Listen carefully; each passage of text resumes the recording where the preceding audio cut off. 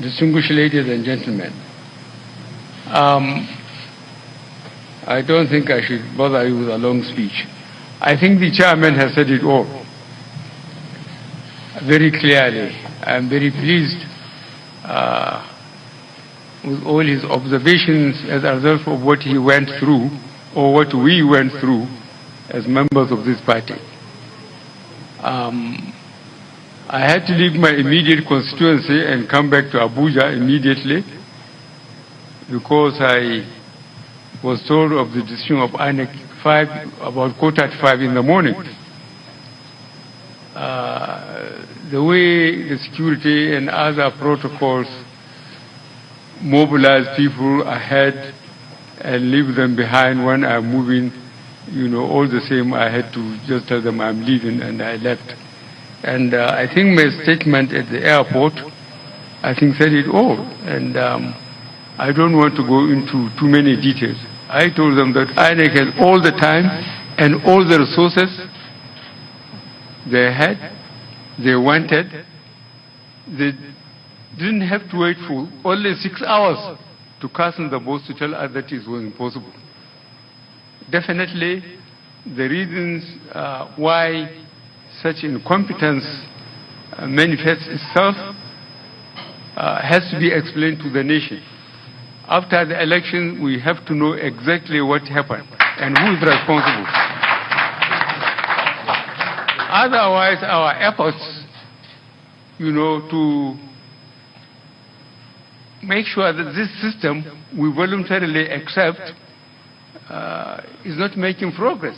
What is the use if we will accept incompetence? The Constitution and the laws protected INEC, but they must not take us for granted.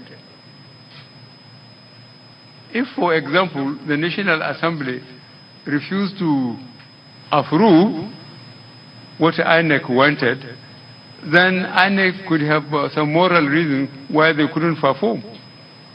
If the time constitutionally of election 4 years after was not obeyed by the government and the system, INEC could have a case. But we do not understand why this inefficiency.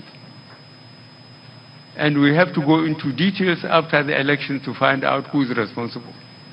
I think this much I will say.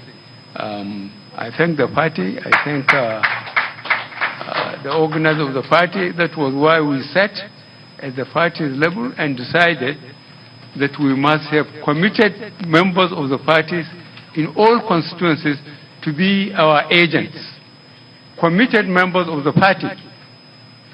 I made that appeal to the chairman of the party. We shared it with the vice president, and at the presidential committee, we said it. And that's why, again, we sat down, we worked out the list the party should do for at least 48 hours for our agents, so that they don't depend on anybody. They shouldn't go and say, I'm going to drink water, or I'm going to toilet. We made all those arrangements, and we put it before the governors and the chairman of the party, where we are in charge in the state, where APC, the governor. Where APC is not the governor, or hasn't got the government, the chairman of the party and the acting and the gubernatorial candidate of the party were given that responsibility. And I am satisfied this instruction has been passed down. So please,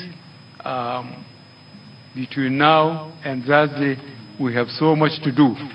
And I think we should again go back on our loyal, committed people in all constituencies, so that if anything happens, we have nobody to blame. We have to tell our constituencies that they have to be patient and must react in a very responsible way by going peacefully to vote again. And they should depend on party representatives at each polling unit out of 176,000 polling units. We have all calculated it, and they should be there, those who have been given the responsibility to watch the party's interest. And I do not expect anybody to make any disturbance. I have briefed the law enforcement agencies and the military. They have identified hotspots, flashpoints. They should be prepared to move.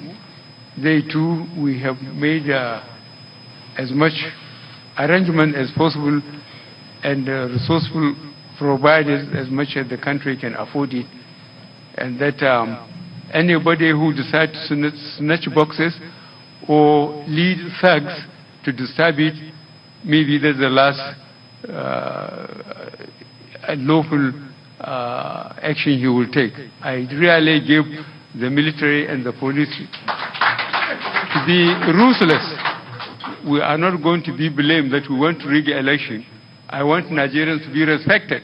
Let them vote whoever they want across the parties. I'm not afraid of that. I have gone through, as you said, the whole 36 states and Abuja. I went round. I think I have got enough supporters across the country to look after me. So I am going to warn anybody who thinks he has enough influence in his locality to lead a body of thugs to snatch boxes or to disturb the voting system. He will do it at the expense of his own life. Thank you very much.